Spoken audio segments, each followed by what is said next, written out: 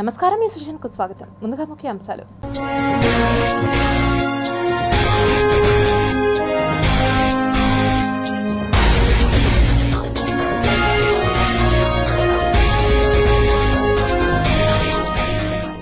Dragon country కుతంత్రాలు, సరిహద్దుల్లో పుట్టగొడుగుల్లా సైనిక గ్రామాలు. భారత నేవీ చేతికి మరో బ్రహ్మాస్త్రం, త్వరలో రాఫెల్ మెరైన్ ఫైటర్ జెట్స్. ఓట్ల కౌంటింగ్ కు కౌంట్ డౌన్ షురు, నరాలు తెగే ఉత్కంఠ ఎదుర్కొంటున్న రాజకీయ పార్టీలు. కాణిపాకంలో వైదిక కమిటీ అరాచకాలు, స్వామివారి నైవేద్య నివేదనల్లో మార్పులు, మండిపడుతున్న ఉభయదారులు. కాణిపాకం హుండీలో అప్రైజర్ చేతివాటం, 10 లక్షల రూపాయలు విలువైన గోల్డ్ బిస్కెట్స్ తస్కరణ, నిఘా నేత్రంలో పట్టుబడ్డ వైనం. తిరుమలకు చేరుకున్న కేంద్ర హోంశాఖ మంత్రి, రేపు ఉదయం శ్రీవారిని దర్శించుకోనున్న అమిత్ షా.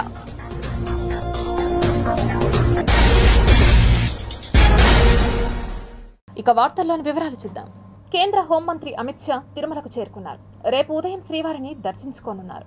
ఆంధ్రప్రదేశ్ రాష్ట్రంలో సార్వత్రిక ఎన్నికల ఓట్ల లెక్కింపుకు రంగం సిద్ధమైంది. ఇప్పటికే కౌంటింగ్ కేంద్రాల దగ్గర ఏర్పాట్లు కొనసాగుతున్నాయి. రాష్ట్రంలో ఈసారి భారీ ఎత్తున జరిగిన పోలింగ్ అన్ని పార్టీల్లోనూ తీవ్ర ఉత్కంఠ రేపుతున్నాయి. ఈ క్రమంలో రాష్ట్రంలో ఈసారి టీడీపీ, జనసేనతో కలిసి కూటమిగా పోటీ చేసిన భారతీయ జనతా పార్టీకి చెందిన అగ్రనేత అమిత్ షా నేడు రాష్ట్రానికి విచ్చేశారు.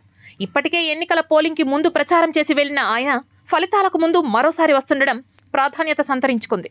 అలాగే లోక్సభ ఎన్నికల ప్రచారంలో అమిత్ షా దేశవ్యాప్తంగా బిజీగా ఉన్నారు.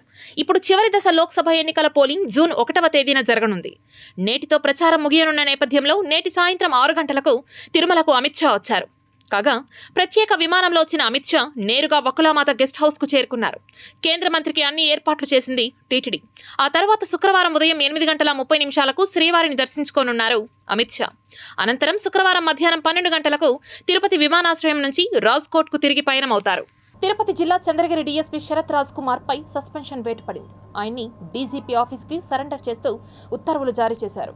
చంద్రగిరిలో ఎన్నికల పోలింగ్, ఆ తర్వాత జరిగిన ఘటనలపై చర్యలు తీసుకున్నట్లుగా సమాచారం. చంద్రగిరి నియోజకవర్గంలో జరిగిన పరిణామాల విషయంలో డీఎస్పీ నిర్లక్ష్యం వహించినందుకే తగిన చర్యలు తీసుకున్నట్లు జిల్లా అధికారులు తెలిపారు. అలాగే నియోజకవర్గంలో శాంతి భద్రతలు నెలకొల్పడంలో విఫలం కావడంతో పాటు పోలింగ్ రోజు రాత్రి జరిగిన ఘర్షణలపై టీడీపీ నేతలు ఆరోపణలు చేయడంతో పాటుగా సిట్ నివేదిక ఆధారంగా ఈ నిర్ణయం తీసుకున్నట్లుగా తెలుస్తోంది. ఇక డీఎస్పీ రాజ్ కుమార్ 3 నెలల క్రితం చంద్రగిరి డీఎస్పీగా నియామకమయ్యారు. అలాగే డీఎస్పీ రాజ్ కుమార్ తన స్నేహితుడైన హోమియోపతి డాక్టర్ను స్ట్రాంగ్ రూమ్ లోకి తీసుకువెళ్లారని తెలుస్తోంది. సీసీ కెమెరాల్లో రికార్డైన దృశ్యాలను చూసి ఎన్నికల కమిషన్ సీరియస్ కావడంతో వేటు వేసినట్లుగా ప్రచారం జరుగుతోంది. కాగా ఈ నెల 13వ తేదీన పోలింగ్ రోజున రాత్రి చంద్రగిరి మండలం కూచువారిపల్లి, రామిరెడ్డిపల్లెలో ఘర్షణలు చోటు చేసుకున్నాయి. ఈ దాడులకు చంద్రగిరి పోలీసుల నిర్లక్ష్యమే కారణమని సిట్ అధికారులు ఈసీకి ఇచ్చిన రిపోర్టులో వెల్లడించారు. అందుకే చంద్రగిరి డీఎస్పీపై చర్యలు తీసుకున్నట్లు సమాచారం. శరత్ రాజ్ కుమార్ ను వెంటనే డీజీపీ కార్యాలయంలో రిపోర్ట్ చేయాలని ఈసీ ఆదేశించింది. సిట్ నివేదికతో మరికొంతమంది అధికారులపై కూడా వేటుపడే అవకాశం ఉంది.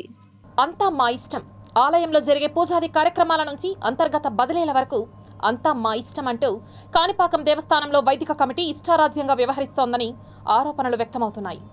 దేవస్థానంలో ఆగమశాస్త్రం ప్రకారం స్వామివారికి నిత్య కైంకర్యాలు, పూజాది కార్యక్రమాలు శాస్త్ర ప్రకారం జరిగే విధంగా పర్యవేక్షించాల్సిన బాధ్యత వైదిక కమిటీకి ఉంది.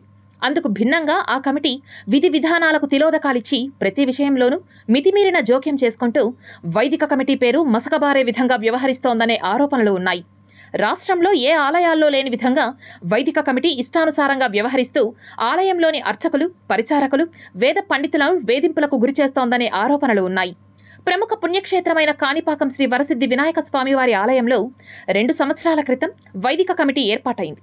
ఈ కమిటీ ఏర్పాటు ముఖ్య ఉద్దేశం దేవస్థానంలో చేపట్టాల్సిన పూజాది కార్యక్రమాలకు సూచనలు, సలహాలు మాత్రమే ఇవ్వాల్సి ఉంటుంది. ఏదైనా కొత్త పూజలు, ఆలయంలో జరిగే కార్యక్రమాలకు తిథి నక్షత్రాలకు అనుగుణంగా ముహూర్తాలు పెట్టడం, వాటిని సవ్యంగా జరిగేటట్టు పర్యవేక్షించాల్సి ఉంటుంది. అంతే తప్ప అర్చకుల అంతర్గత బదిలీలు గాని, పరిపాలనా వ్యవహారాల్లో జోక్యం గాని చేసుకోకూడదు. ఆలయంలో ఇందుకు భిన్నంగా వైదిక కమిటీ వ్యవహరిస్తోందనే ఆరోపణలు నడుస్తున్నాయి. ఆలయ ఉన్నతాధికారి సైతం వీరు సూచించిన ప్రకారమే నడుచుకుంటూ సర్వాధికారాలు వీరికి ఇచ్చినట్లుగా కమిటీ వ్యవహరిస్తుండటంతో సిబ్బంది తీవ్ర ఇబ్బందులకు గురవుతున్నారు. కమిటీ చేస్తున్న నిర్వాహకం భరించలేక ఎవరికి చెబితే ఏమవుతుందో అర్థం కాని పరిస్థితుల్లో ఆలయ అర్చకుల మొదలు సిబ్బంది వరకు భయభ్రాంతులకు గురవుతున్నారని తెలుస్తోంది. ఇక అంతర్గత బదిలీలకు వస్తే వైదిక కమిటీకి ఆలయ ఉన్నతాధికారులకు అనుకూలమైన వారికి ఓ విధంగా, వీరికి నచ్చని వారికి మరో విధంగా విధులు కేటాయిస్తూ వేధింపులకు గురి చేస్తున్నారని బహిరంగ ఆరోపణలు ఉన్నాయి. ఒక అర్చకుడు సెలవుపై వెళ్లాలంటే మరో అర్చకుడు ఆ విధులు నిర్వహిస్తామని, వారి ద్వారా సంతకాలు తీసుకొని రావాలంటూ అర్చకుల మనోభావాలను కూడా దెబ్బతీస్తున్నారని వాపోతున్నారు. వైదిక కమిటీలో ముఖ్య బాధ్యత నిర్వహిస్తున్న వేద పండితుడిపై హైకోర్టులో కేసులు నడుస్తున్నాయి. కోర్టులో కేసులు నడుస్తున్న వేద పండితులకు వైదిక కమిటీలో కొనసాగే హక్కు లేదని స్థానిక ఉభయదారులు బాబునాయుడు మీడియాకు తెలిపారు. గతంలో జరిగే పూజల కన్నా ప్రస్తుతం స్వామివారికి నిర్వహించే పూజలు మనోభావాలు దెబ్బతినే విధంగా ఉన్నాయని బాబునాయుడు ఆరోపించారు. స్వామివారి సేవల్లో పాల్గొనేందుకు ఉదయం బిందు తీర్థ సేవకు వెళ్తే ఆ సేవ కూడా శాస్త్రయుక్తంగా జరగలేదని, ఈ విషయమై ఉన్నతాధికారుల దృష్టికి కూడా తీసుకువెళ్లినట్లు తెలిపారు. ఉదయం స్వామివారికి నిర్వహించే సుప్రభాత సేవ సందర్భంగా పొంగలి నైవేద్యం బదులు అరటిపండు నైవేద్యం ఇచ్చి సేవను తూతూ మంత్రంగా నిర్వహిస్తున్నారని, తద్వారా ఆగమ శాస్త్రానికి తిలోదకాలిస్తున్నారని ఈ విషయం ఏఈఓకు ఫిర్యాదు చేసినట్లు బాబునాయుడు తెలిపారు. కోట్లాది రూపాయలు ఆదాయం వస్తున్న ఆలయంలో స్వామివారికి నిర్వహించే పూజల్లో కూడా కోతలు విధిస్తూ వైదిక కమిటీ పేరుతో ఇష్టారాజ్యంగా వ్యవహరిస్తున్నట్లు బాబునాయుడు ఆరోపించారు. వైదిక కమిటీ 1 సంవత్సరం కాలపరిమితి ఉండగా 2 సంవత్సరాలు పూర్తయినా కమిటీని ఎందుకు ప్రక్షాళన చేయలేదని అధికారులను ప్రశ్నించారు. వైదిక కమిటీ చేస్తున్న వేధింపులను అరికట్టాలని, లేకుంటే ఉభయదారులతో సమావేశం ఏర్పాటు చేసి ఆందోళనకు పూనుకోవాల్సి ఉంటుందని బాబునాయుడు హెచ్చరించారు. వేదిక కమిటీ అన్న పొంగో దగ్గర వేదిక కమిటీ పూజలు సక్రంగా చేయడం లేదు. మామూలుగా నైవేద్యం ముందు సుప్రభాత సేవకు నైవేద్యం పెట్టి ముందు హారతి ఇస్తూ ఉంటారు. ఇప్పుడు వారంగా నుంచి అరటిపండు పెట్టి నైవేద్యం హారతి ఇస్తూ ఉన్నారు పొంగ లేకుండా. అదే మరి చుట్టూ కూడా బలి పెడతారు. ఆ బలి కోసం నాకు అంటిపండు పెట్టి బలి పెడితే నేను అడిగిన దానికి మాత్రం అన్నం పెడతారు. భక్తులకు వచ్చి కిచ్చపరిచే మారి వాళ్ళు బిహేవ్ చేస్తున్నారు వేద కమిటీ. ఇదే ఫస్ట్ వేద కమిటీ చెప్పినట్టు ఈవో డ్యూటీలు వేస్తారంట. ఈ డ్యూటీ వేసేటప్పుడు అటప్పుడు ఈఓ ఎందుకు, చైర్మన్ ఎందుకు, ఏఈఓ ఎందుకు, సూపరింటెండెంట్ ఎందుకు, టెంపుల్స్ ఎందుకు?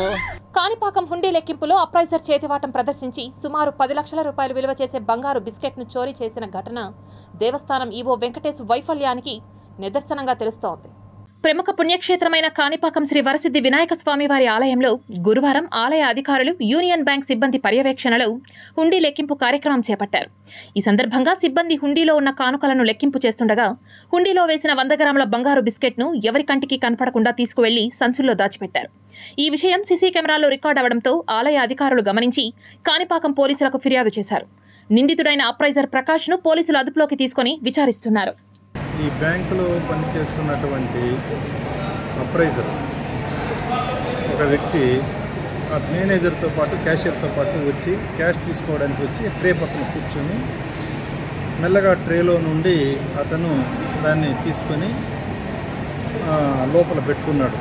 పంచె లోపల పెట్టుకున్నాడు. పంచె లోపల బహుశా నిక్కర్ ఉండొచ్చు, దాంట్లో పెట్టుకున్నాడు. అక్కడ నుండి అతను అటు ఇటు చూసి మళ్ళీ మెల్లగా వెళ్ళి ఆ బ్యాంక్ వాళ్ళు మళ్ళీ సపరేట్గా కౌంటింగ్ చేస్తారు దాన్ని, మా దగ్గర తీసుకున్న క్యాష్ని. అక్కడ గోడ పక్కన ఒక సంచి పెట్టుకున్నాడు. ఆ సంచిలో తీసుకొని వెళ్ళి దీన్ని దాచిపెట్టేసి మళ్ళీ వచ్చి యథావిధిగా ఆయన కౌంటింగ్ చేస్తూ ఉన్నాడు. ఈ విషయాన్ని సీసీ కెమెరాల ద్వారా మా సీసీ కంట్రోల్ రూమ్ నుండి నాకు ఫోన్ వచ్చింది. వెంటనే ఇక్కడే ఏఎస్ఐ, తర్వాత ఇతర పోలీసులు, మా హోంగార్డులు ఉన్నారు, మా సిబ్బంది ఏఈఓలు వాళ్ళందరూ కూడా ఉన్నారు, బ్యాంక్ సిబ్బంది కూడా ఉన్నారు. వాళ్ళందరినీ వెళ్ళి అక్కడ సెర్చ్ చేయమని చెప్పాను. సెర్చ్ చేస్తే ఒక బ్యాగ్లో ఈ 100 గ్రాములు ప్యూర్ గోల్డ్ బిస్కెట్, ఒక రింగు, అది ఒక 1.5 గ్రాము ఉంటుంది. తర్వాత అతని షర్ట్ కూడా దాంట్లోనే ఉండింది. షర్ట్ జోబిలో ఒక 500 రూపాయలు ఉండింది. యాక్చువల్గా అయితే హుండీ కౌంటింగ్ వచ్చేటప్పుడు బంగారు కానీ డబ్బు కానీ ఏమి కూడా తీసుకొని రాకూడదు. పోల్డ్ ఈవీఎం స్ట్రాంగ్ రూమ్లను, కౌంటింగ్ కేంద్రాలను పరిశీలించి కౌంటింగ్ ఏర్పాట్లు పక్కాగా ఉండాలని అధికారులకు పలు సూచనలు చేశారు కలెక్టర్ మరియు జిల్లా ఎన్నికల అధికారి ప్రవీణ్ కుమార్. పోల్డ్ ఈవీఎంలను భద్రపరిచిన శ్రీ పద్మావతి మహిళా విశ్వవిద్యాలయం ఇంజనీరింగ్ కళాశాల స్ట్రాంగ్ రూమ్ భద్రతా ఏర్పాట్లను, కౌంటింగ్ ఏర్పాట్లను తిరుపతి జిల్లా కలెక్టర్ మరియు జిల్లా ఎన్నికల అధికారి ప్రవీణ్ కుమార్ పరిశీలించి కౌంటింగ్ ఏర్పాట్లపై అధికారులకు పలు సూచనలు చేశారు. గురువారం మధ్యాహ్నం సదరు స్ట్రాంగ్ రూమ్ల భద్రతా ఏర్పాట్లను పరిశీలించి తిరుపతి పార్లమెంట్ నియోజకవర్గానికి సంబంధించిన కౌంటింగ్ కేంద్రాలను మరియు తిరుపతి పార్లమెంటరీ పరిధిలోని అసెంబ్లీ నియోజకవర్గాలకు సంబంధించిన కౌంటింగ్ ఏర్పాట్లను, మెష్, బారికేడింగ్ సీటింగ్, ఇంటర్నెట్ ఏర్పాటు తదితర అంశాలపై పరిశీలించి అధికారులకు పలు సూచనలు చేశారు.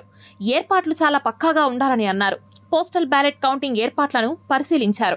పవర్ సప్లై నిరంతరంగా ఉండేలా, జనరేటర్ తగు సామర్థ్యం ఉండేలా ఏర్పాటు ఉండాలని పలు సూచనలు చేశారు. సీసీటీవీ కెమెరాల కంట్రోల్ రూమ్ నందు ఈవీఎంలను పరిశీలించారు. సందర్శకుల రిజిస్టర్ నందు సంతకాలు చేశారు. కలెక్టర్ వెంట రిటర్నింగ్ అధికారులు ధ్యానచంద్ర, అదితి సింగ్, చంద్రగిరి రిటర్నింగ్ అధికారి నిశాంత్ రెడ్డి, జిల్లా రెవెన్యూ అధికారి పెంచల కిషోర్, అదనపు ఎస్పీ ఏఆర్ శ్రీనివాసరావు, జిల్లా సర్వే అధికారి జయరాజ్ తదితరులు పాల్గొన్నారు. తిరుపతిలో సమస్యలు తిష్టవేశాయి. మార్చి 18వ తేదీన ఎన్నికల కోడ్ రావడంతో అధికారులంతా ఎలక్షన్ మోడ్లోకి వెళ్లిపోయారు. ఆ తర్వాత మే 13న ఎన్నికల పోలింగ్ హడావుడిలో ఉన్నారు. ఆ తర్వాత అయినా ప్రజల సమస్యలపై దృష్టి పెట్టారా అంటే అదే లేదు. పోలింగ్ అయిపోయిన తర్వాత కౌంటింగ్ పై దృష్టి పెట్టారు. దీంతో నగరంలో సమస్యలు అపరిష్కృతంగానే ఉండిపోయాయి. ఆధ్యాత్మిక నగరమైన తిరుపతిలో సమస్యలు తాండవిస్తున్నాయి. టెంపుల్ సిటీగా ఉన్న తిరుపతికి ఎంతో ఖ్యాతి ఉంది. అలాంటి తిరునగరిలో ఎక్కడ చూసినా పారిశుద్ధ్య సమస్యలే కనిపిస్తున్నాయి. కమిషనర్తో సహా ఉన్నతాధికారులు అంతా కౌంటింగ్ ఏర్పాట్లలో బిజీగా ఉన్నారు. అయితే క్రింది స్థాయి ఉద్యోగులైనా చిత్తశుద్ధితో విధులు నిర్వహిస్తున్నారా అంటే అది కూడా లేదు. తూతూ మంత్రంగా విధులు నిర్వర్తిస్తున్నారనే విమర్శలు వెల్లువెత్తుతున్నాయి. కమిషనర్ అదితి సింగ్ తిరుపతి అసెంబ్లీ నియోజకవర్గం ఎన్నికల అధికారిగా అదనపు బాధ్యతలు నిర్వహిస్తున్నారు. దీంతో అధికారులు, సిబ్బంది ఇష్టారాజ్యంగా ఉన్నారనే వాదనలు వెల్లువెత్తుతున్నాయి. కమిషనర్కి సమయం ఉన్నప్పుడు అడపాదడపా తనిఖీలు చేస్తున్నారు. అయితే ఆమె ఫీల్డ్లో ఉన్నప్పుడు మాత్రమే కనిపించి హడావుడి చేసి ఆమె వెళ్లిపోయాక సిబ్బంది కూడా ఆ వెనువెంటనే వెళ్లిపోతున్నారు. ఇదిలా ఉంటే ప్రతి సోమవారం డయల్ యువర్ కమిషనర్ స్పందన కార్యక్రమాలు జరిగేవి. ప్రస్తుతం అవి కూడా జరగడం లేదు. దీనిపై అధికారులను ప్రశ్నిస్తే ఎన్నికల కోడ్ అమల్లో ఉందనే జవాబు వినిపిస్తోంది. తమ సమస్యలు చెప్పుకుందామంటే వినే నాథుడే లేదనే వాదనలు ప్రజల నుంచి వినిపిస్తున్నాయి. త్రాగునీరు, వీధి లైట్లు, రోడ్ల మరమ్మతులు, ఫుట్పాత్ల ఆక్రమణలు, పారిశుద్ధ్యం, నత్తనడకన జరుగుతున్న అభివృద్ధి పనులు, కుక్కల బెడద ఇలా అనేక రకాలుగా సమస్యలు ఉన్నాయి. ఒక రకంగా చెప్పాలంటే తిరుపతి నగరపాలక సంస్థలో పరిపాలన అస్తవ్యస్తంగా ఉందనే చెప్పాలి.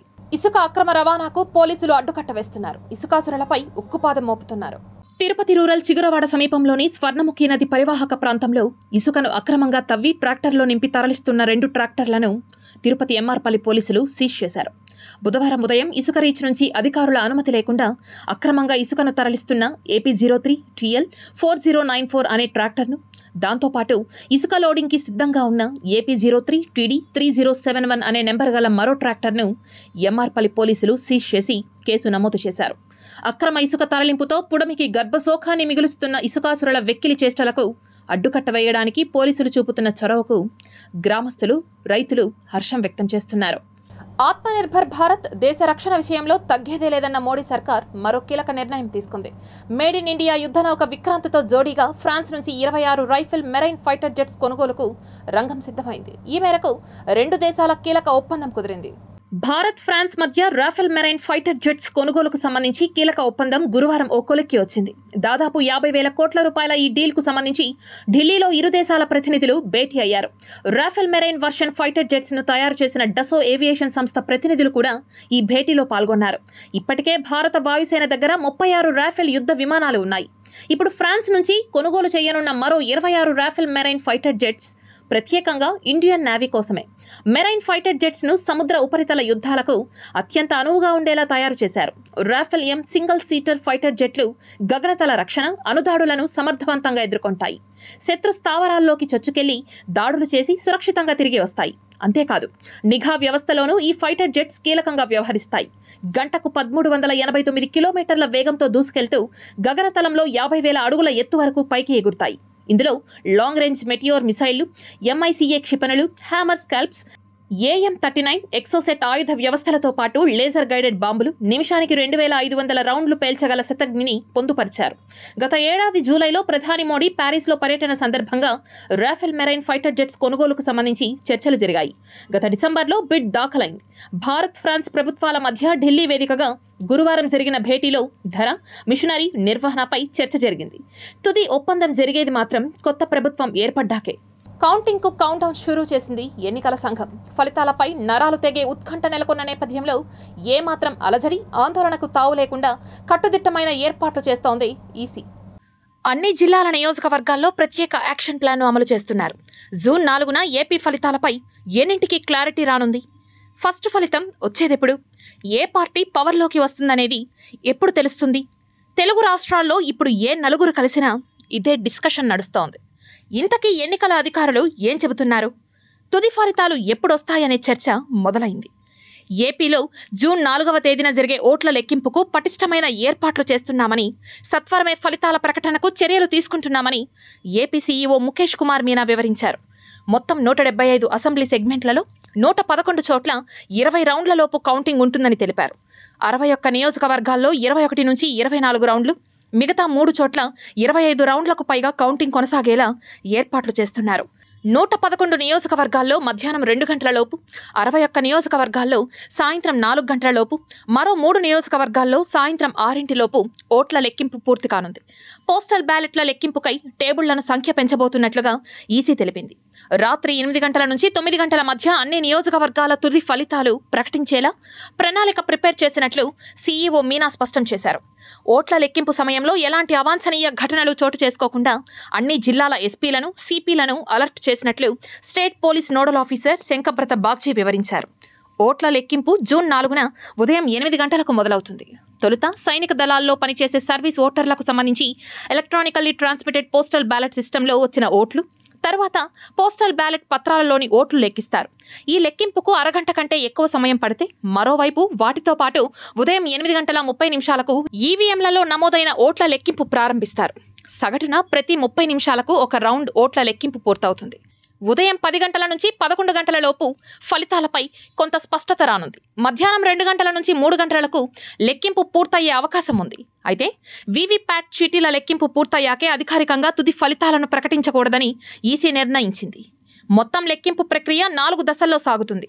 రాష్ట్ర వ్యాప్తంగా 175 శాసనసభ, 25 లోక్సభ నియోజకవర్గాల ఓట్ల లెక్కింపుకు ఎన్నికల సంఘం ఇప్పటికే దాదాపు ఏర్పాట్లు పూర్తి చేసింది. మరోవైపు ఓట్ల లెక్కింపు కార్యక్రమాన్ని విజయవంతంగా పూర్తి చేయాలని ఈసీ ఆదేశించింది. ఎలాంటి జాప్యం లేకుండా త్వరితగతిన ఖచ్చితమైన ఫలితాలు ప్రకటించాలని అన్నారు. కౌంటింగ్ పూర్తయిన వెంటనే పీసీ, ఏసీ ఫలితాల ప్రకటనకు సంబంధించిన ఫారం 21C, 21Eలను అదే రోజు ఫ్లైట్లలో ఈసీఐకి పంపాలని ఆదేశించింది. ఓట్ల లెక్కింపు కేంద్రాల్లో స్ట్రాంగ్ రూమ్లలో కూలీల సేవలను వినియోగించుకునే అంశంలో ఎంతో అప్రమత్తంగా ఉండాలని అన్నారు. భారత్పై చైనా కవ్వింపు చర్యలకు పాల్పడుతోంది. సరిహద్దు ప్రాంతాల్లో దుశ్చర్యలకు ఎగబడుతోంది. డ్రాగన్ కంట్రీ కంత్రీ పనులకు అడ్డుకట్ట పడడం లేదు. ఎప్పుడూ ఏదో ఒక రూపంలో ప్రపంచవ్యాప్తంగా ఆందోళన క్రియేట్ చేస్తూనే ఉంది. ఇప్పటికే ప్రపంచంలోని అనేక దేశాలు చైనాపై గూఢచర్యం, హ్యాకింగ్ ఆరోపణలు చేస్తూనే ఉన్నాయి. మరోవైపు అరుణాచల్పై అడపాదడపా వాతం పట్టుకొని మూర్ఛరోగిలా గిలగిలా కొట్టుకోవడం చైనాకు అలవాటైపోయింది. 1950s తర్వాత హిందీ, చీనీ బాయ్ బాయ్ అంటూ చాచా నెహ్రూ ఇచ్చిన నినాదం ఆ తర్వాత వన్ సైడ్ లవ్గా మిగిలిపోయింది. 2 దేశాల మధ్య 3500 కిలోమీటర్ల సరిహద్దు వివాదం కారణంగా 1962లో చైనాతో నేరుగా యుద్ధమే చేయాల్సి వచ్చింది. టిబెట్తో పాటు అరుణాచల్ కూడా తమదే అంటూ తమ ఇంటర్నేషనల్ మ్యాపుల్ని చూపించేది. ఇక్కడ భారతదేశంలోనే అతిపెద్ద బౌద్ధ మందిరం ఉన్న తవాంగ్ ఉత్తర భాగం కూడా తమదేనని చెప్పుకునేది చైనా. 1962 యుద్ధంలో గెలిచిన తవాంగ్ నుంచి వెనక్కు వెళ్లిపోయింది చైనా. ఆ తర్వాత భారత్ ఈ ప్రాంతంపై పూర్తిగా పట్టు సాధించింది. అయితే తాజాగా భారత్తో సరిహద్దుకు సమీపంలో డ్యూయల్ యూజ్ గ్రామాలను నిర్మించడంలో చైనా బిజీగా ఉంది. ఇది కాకుండా సైనిక సౌకర్యాల నెట్వర్క్ను విస్తరిస్తోంది కంట్రీ. నిర్జనమైన, ఎవరు చేరుకోలేని హిమాలయాల్లో చైనా భారతదేశంతో తీవ్ర వివాదాస్పద సరిహద్దుల్లో వందలాది గ్రామాలను నిర్మిస్తోందని Washington think tank Center for International and Strategic Studies May 16న ఒక కొత్త నివేదిక పేర్కొంది. Geospatial data provider Sentinel Hub నుంచి వచ్చిన ఉపగ్రహ చిత్రాలు 2022-2024 మధ్య దాని విస్తరణను చూపుతున్నాయని న్యూస్ వీక్ పేర్కొంది. భారత్ విషయంలో చైనా తమ దమన నీతిని ప్రదర్శిస్తూనే ఉంది.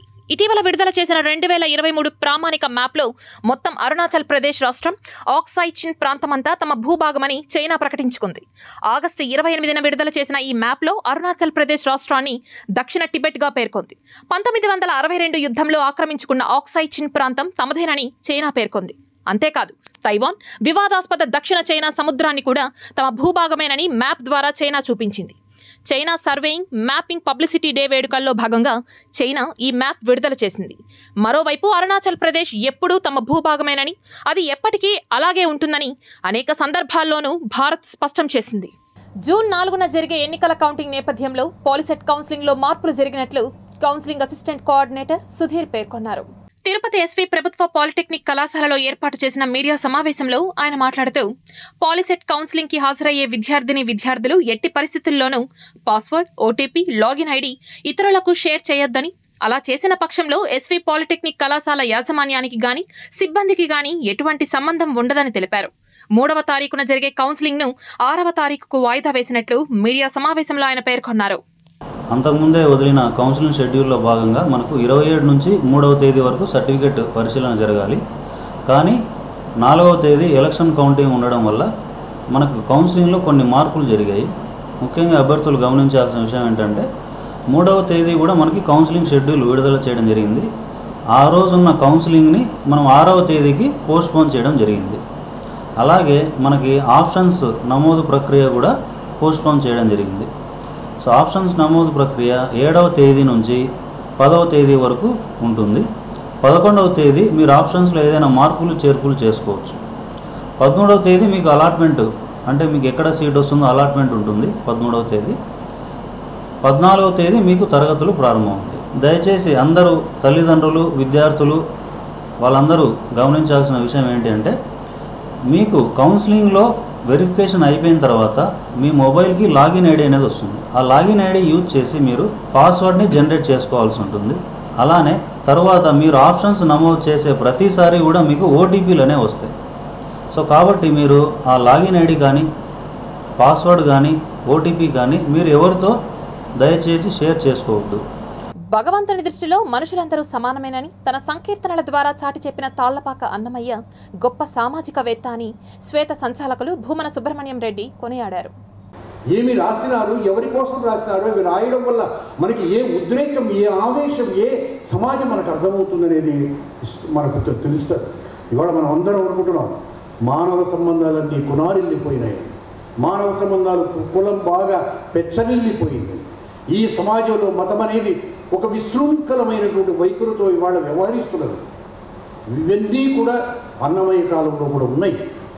రాజులు మరొక రాజును చంపడం, అన్నదమ్ములు చంపుకోవడం, రాజుల మధ్య ఉండేటువంటి కలహాలు, ఇవన్నీ కూడా తన సంకీర్తనలో రాసినాడు. ఆ సంకీర్తన రాసేటప్పుడు ఆయన అనుకున్నాడు, నేను రాసేటువంటి ప్రతి అక్షరం, నేను రాసేటువంటి ప్రతి వాక్యం, నేను రాసేటువంటి ప్రతి సంకీర్తన. సిఐటియు 54వ ఆవిర్భావ దినోత్సవ వేడుకలను గురువారం తిరుపతిలోని సిపిఎం కార్యాలయంలో ఘనంగా నిర్వహించారు. స్థానిక యశోదానగర్లోని సిపిఎం పార్టీ కార్యాలయంలో సిఐటియు జెండాను ఎగురవేసి వేడుకలను జరుపుకున్నారు.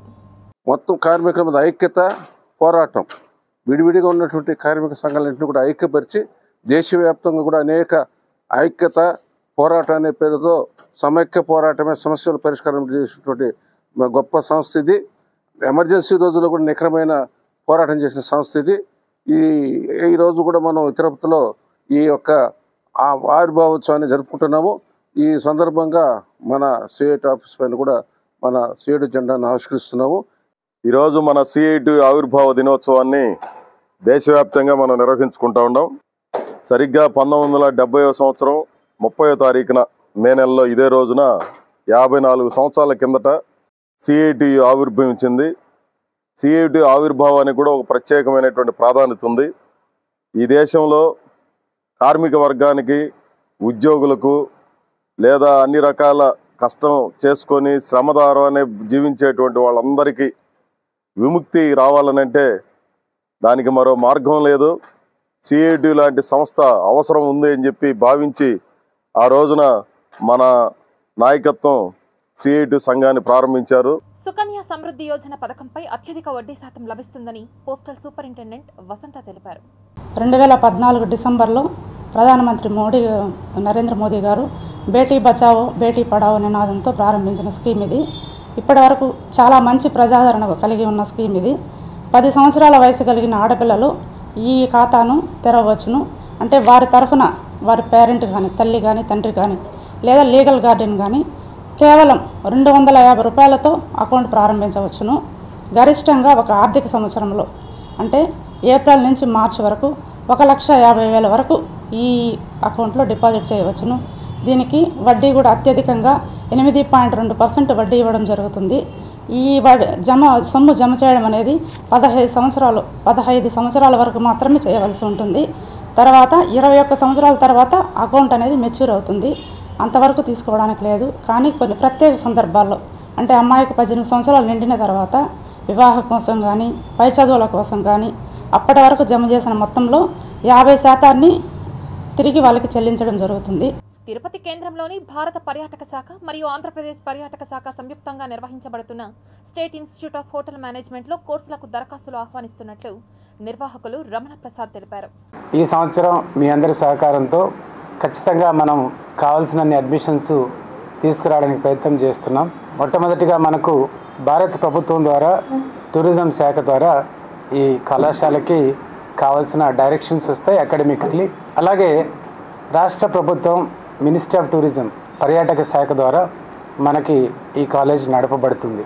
మనకు గౌరవనీయులు డాక్టర్ అజిత్ భార్గవ సారు ఈ కాలేజీకి అధ్యక్షులుగా ఉంటారు, స్పెషల్ సిఎస్ గారు. అలాగే వారితో పాటు ఒక 6 మంది మెంబర్స్ కూడా ఉంటాం. అంటే కాలేజీకి సంబంధించి ఏ డెసిషన్స్ తీసుకోవాలన్నా కూడా ఈ బాడీ 3 మంత్స్కి ఒకసారి మినిమం మీట్ అవుతుంది, డెసిషన్స్ తీసుకుంటాం.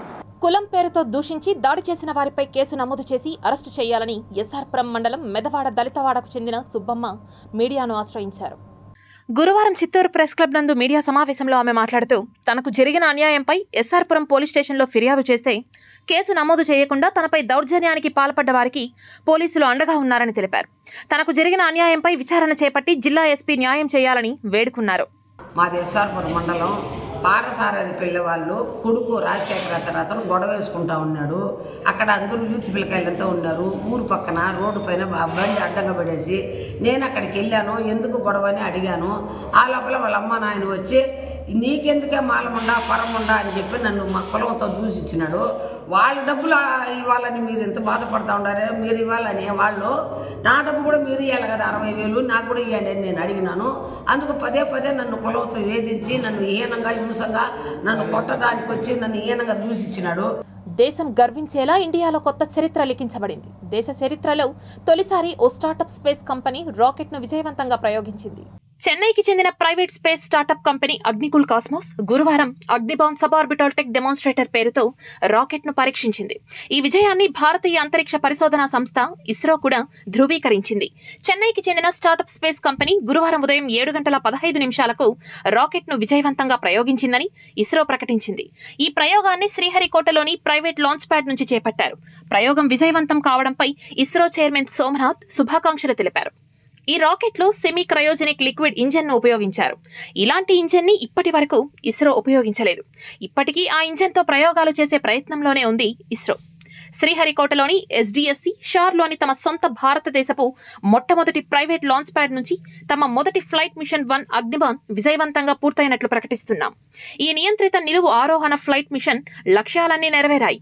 ప్రపంచంలో మొట్టమొదటి single piece 3D printed semi cryo engine తో రూపొందించిన మొట్టమొదటి రాకెట్ ఇదే అవుతుంది అని ఈ ప్రయోగం చేపట్టిన అగ్నికుల్ స్పేస్ స్టార్టప్ కంపెనీ ప్రకటించింది. అగ్నిబాన్ సెమీ క్రయోజెనిక్ ఇంజన్ తో పనిచేస్తుంది. ఇది ఏవియేషన్ టర్బైన్ ఇంధనాన్ని, ముఖ్యంగా kerosene, medical grade liquid oxygen ను ఉపయోగించామని అగ్నికుల్ కాస్మోస్ ప్రైవేట్ లిమిటెడ్ సహ వ్యవస్థాపకుడు మోయన్ తెలిపారు. 575 కిలోల బరువు, 6.2 మీటర్ల పొడవున్న ఈ రాకెట్ శ్రీహరికోట నుంచి లాంచ్ అయి బంగాళాఖాతంలో పడినట్లు వెల్లడించారు. Tirupati gold jewellery and silver merchants association సమాచారం మేరకు తిరుపతి లోకల్ బులియన్ మార్కెట్లో బంగారం, వెండి ధరలు ఇలా ఉంటాయి. 24 క్యారెట్ల అపరంజి బంగారం 10 గ్రాముల ధర 74,350 రూపాయలు. 22 క్యారెట్ల బంగారం 1 గ్రాము ధర 6,659 రూపాయలు. వెండి 1 కేజీ ధర 95,500 రూపాయలు. రీటైల్ వెండి 1 గ్రాము ధర 97 రూపాయల 50 పైసలుగా ఉంటుంది. వార్తలు ముగించే ముందు ముఖ్యాంశాలు మరోసారి చూద్దాం.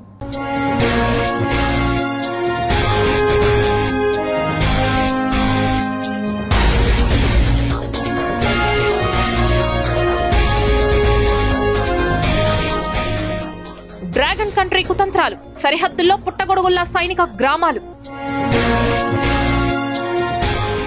భారత నేవీ చేతికి మరో బ్రహ్మాస్త్రం, త్వరలో రాఫెల్ మెరైన్ ఫైటర్ జెట్స్. ఓట్ల కౌంటింగ్ కు కౌంట్ డౌన్ షురు. నరాలు తెగే ఉత్కంఠ ఎదుర్కొంటున్న రాజకీయ పార్టీలు. కాణిపాకంలో వైదిక కమిటీ అరాచకాలు. స్వామివారి నైవేద్య నివేదనల్లో మార్పులు. మండిపడుతున్న ఉభయదారులు. కాణిపాకం హుండీలో అప్రైజర్ చేతివాటం. 10 లక్షల రూపాయల విలువైన గోల్డ్ బిస్కెట్స్ తస్కరణ. నిఘా నేత్రంలో పట్టుబడ్డ వైనం. తిరుమలకు చేరుకున్న కేంద్ర హోంశాఖ మంత్రి. రేపు ఉదయం శ్రీవారిని దర్శించుకోనున్న అమిత్ షా.